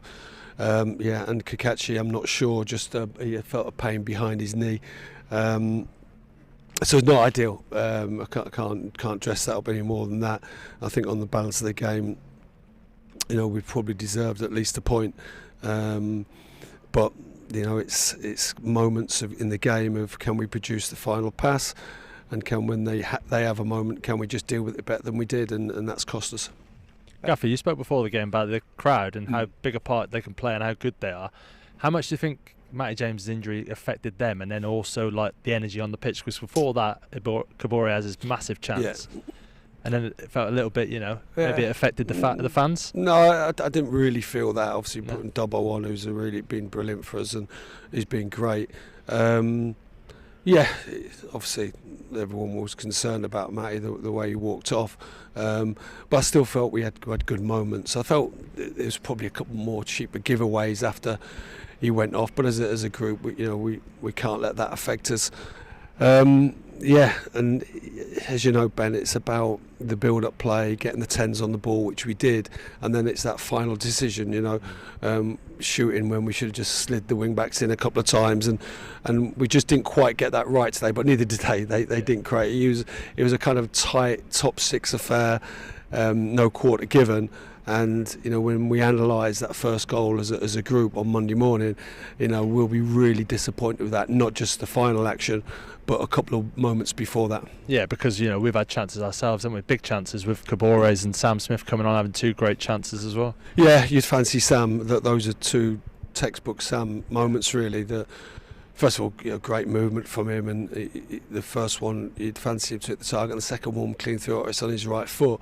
But normally Sam is clinical in those moments. Yeah. Phil, thanks so much for joining us. Thank Appreciate you coming to see us on Match Day Live. Thank you very much. That's Phil Parkinson, Wrexham manager, clearly disappointed, feeling his side did enough to get something out of today's game against Millwall. Sadly, the reality was that they weren't able to pick up any points. Millwall coming and picking up all 3 from their visit to North Wales. Dom Hyam has come in to join us. Dom, thank you so much for coming to join us on Match Day Live. What are your reflections having played today? Disappointed. I feel like there wasn't many chances in the game. We sort of cancelled each other for about an hour, but we're disappointed right now. It's a bit raw, but need to stay calm and go again. Is the view in the dressing room that you did do enough to get something from that? I don't think any team really did enough. I think it was probably a bad game of football, to be honest. I don't think there was many chances to sort of cancel each other out, but like I said, it's there's games around every corner. We can't get too down. We're still in a good position, but disappointed is the immediate reaction. Yeah, is it a fact that let's just review that, get it behind us and go again, because we've got a big game on Friday, obviously? Exactly, yeah, that's exactly that. So we we need to have a look back at it, see what we did wrong and could have done better. But like I said, I think it was a pretty tight game. The chances, it's whoever blinks first, and obviously they put a good ball in the box. We don't deal with it, and then the game becomes more open. Gaps between the lines get a bit bigger and a bit more stretched, so they could go on and get their second. What happened in the box there with your head? I don't know. Someone behind me clattered me in the back of the head. I got a nice big lump. Oh no! Yeah, physical though today, wasn't it? Yeah, it's just part of the game. It's. I don't think anything really happened. It was just someone whacked me from behind, and you just get on with these things. Right, and looking forward, we've got Ipswich and then Ipswich again. Bristol away. They just keep coming, don't they? These games. So important just to get back on the horse. Absolutely, yeah. But these are the games you want to play in. We've got Ipswich, twice in a week or so coming to the racecourse. So I'm sure it'll be a great FA Cup tie. So hopefully we can progress through in that and then welcome them back a week later. Yeah, it's mad. Just looking, Dom, today at the weapons that Millwall threw at you. Femi Aziz, I thought had a really good game for them, wide on the right, asked lots of questions. Are you finding a little bit that there are sides in the division that have got a certain player that's just something a bit different, a bit of X factor that's pulling you in different positions or asking different questions that you're learning from as you go through? Yeah, I think so. I think, as you go up the leagues, naturally there's a bit of star quality, a bit of stardust in every team. So we're finding that out, but we've got that as well. We've got players in the team who can just flip a match as well at any time. So we know that, but we were prepared for it as well. We know, but it just wasn't the day, and we didn't really have that today. And go on, Ben. Sorry, Dom. Since you come into the team, right? I'm sure you haven't been out of the team now. Am I right in saying? Not that I'm aware of, but obviously you've had numerous amounts. You know, hasn't been out. You've had numerous amounts of injuries, and you've been the ever present, haven't you? In there, how important has it been for you yourself being in there, but also getting over disappointments? Phil Parkinson has been renowned for it, hasn't he? You know, you lose a game, he kind of wins one, he just backs it back up with a win. It's very rarely where it goes bad. Yeah. How important is that now? I think he's been really good at, you know, not being too high or too low. You know, we had a great Christmas period where we won 4 in a row. Everything was rosy, you know. We could take on anyone, but, you know, around the corner there's another important game, and what's done is done. You know, we're still in a good position and there's still 15 odd games to go, so I think it comes with a bit of experience, knowing what the championship's like, and on any day anyone can beat anyone, so yeah, like I said, just keeping a level head throughout is really important. Yeah.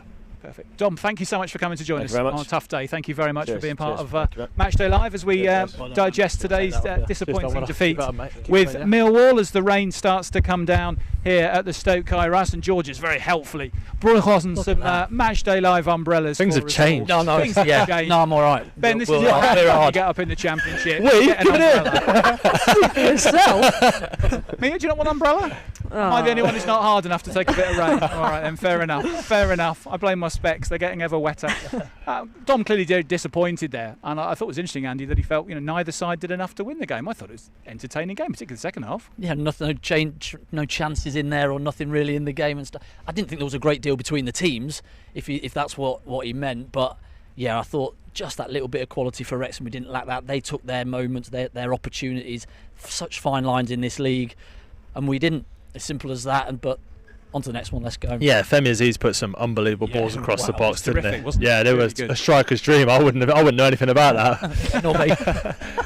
But yeah, that's like you used to be able to throw, Ben. Yeah, exactly. Hey, listen, I scored a few good goals, you know. I remember him. Yeah. But yeah, that's probably the stardust that was kind of, maybe Wrexham have that with Kabore, Kakacha going forward, O'Brien, Windass, and abundance. But today, I feel like Femi Aziz just brought that. Probably a bit more than the Wrexham players did.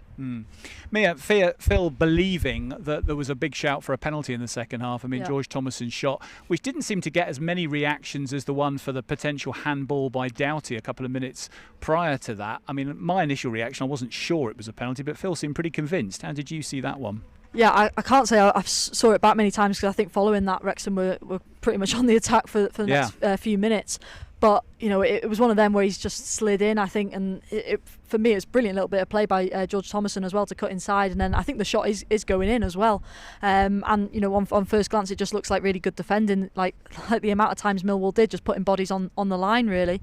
But, yeah, I think, he's obviously frustrated. I'm not sure if he has seen it back, and, obviously if it has hit his hand, then, he's going to be sure of that. But, I think the second goal as well, there was a few shouts for offside on Aziz. We couldn't really find an angle to really show it, but at the end of the day, it's not going to change. So no. There's obviously frustration there, but it's one of them, isn't it? Again, I mean, obviously looking at the stats, one shot on target for Millwall. Again, from a Wrexham point of view, I think it's a game that close margins, very tight. It's just those differences of taking opportunities. There's not been many times this season where I've come away from a game and sort of walked away going, well, we really didn't deserve anything from that, or we've come away feeling we've been battered for 90 minutes. I can only think of a few games, maybe QPR at the start of the season, West Brom, maybe and that's early on with a very different squad. So again, I think they've got to see it from that perspective and go, on another day things happen differently, and just go again, hopefully now into the next few games. Davis Keeler-Dunn got 20 minutes or so, Andy, when he came on as Wrexham moved to that diamond midfield. How do you think he went? Yeah, okay. Didn't have a great deal of opportunity to really go and show what he could do. What he did do is made a great run into the box when Sam Smith, the one that you said, got slid down the side. He was free in the box. If we could have got it through to him, Sam just turns out and plays back. But he will give us that. He's got goals in him. He's scored goals for the past 5 seasons, and he'll give us a threat that Ollie Rathbone does the same sort of thing in the team. Just go and maybe just get a goal out of nothing when things are tight. Especially when they get on the same wavelength as well, and again, you've got to give them time for those relationships to form. And how many of those sort of partnerships have we seen over the last few years? Whether you look at Mullin and Palmer, obviously Rodriguez and Smith. Now we're seeing obviously the likes of Windass Moore and Broadhead as well coming through, and they're so key in finding those relationships and driving us on. Ben, you're busy at the moment, of course, with that Wrexham podcast. How are you enjoying yourself doing that? Yeah, I love it. I didn't like it at the very start, but I'm starting to, warming up to it. It's doing your job's hard, It's easy. It's easy standing there talking, answering questions. It's hard thinking and having to ask questions. So it's getting better and it's getting easier. I'm really enjoying it. We've got some fantastic guests on, and hopefully some more in the future as well. Whet our appetites. Who have you got looming up? We've got the 2 new signings. One coming out possibly on Monday, so Okay. that would be Davis Killadun. Yeah. And then the following Thursday, Bailey Cadamarteri. So yeah, we've been lucky to get the 3 new signings in, and we've had them done. They're all lovely lads as well, brilliant lads, and hopefully they do really well for the club. Excellent. And for anyone watching Matchday Live today who's not tuned in yet, where's the best place for them to go? YouTube?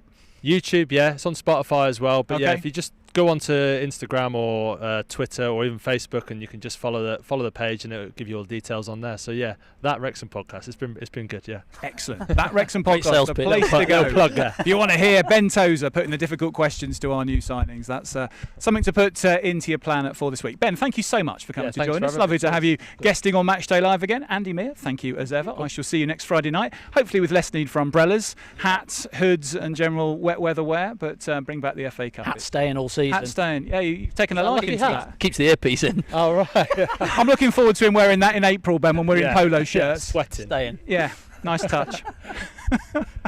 All right then, so Wrexham's recent run coming to a bit of a halt this afternoon. Millwall making the long trip to North Wales. The Lions were roaring. They delivered the perfect away performance to pick up a 2-0 win. But Wrexham's recent form means they're still right in the playoff conversation. We still have some fascinating football to come for the last third of the season or so, and Wrexham are very much in that conversation for the Sky Bet Championship playoffs. As for Millwall, they're making their long journey home. No one likes them. They don't care. Good night.